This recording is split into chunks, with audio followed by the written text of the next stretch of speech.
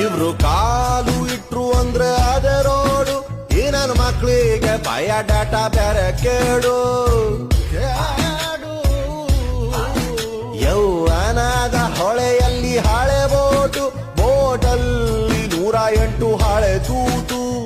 ಬೆಳಗಾಗೆದ್ದು ಬೆಟ್ಟಕ್ಕೆ ಮರದಾರ ಕಟ್ಟಿ ಎಳೆದವ್ರೆ.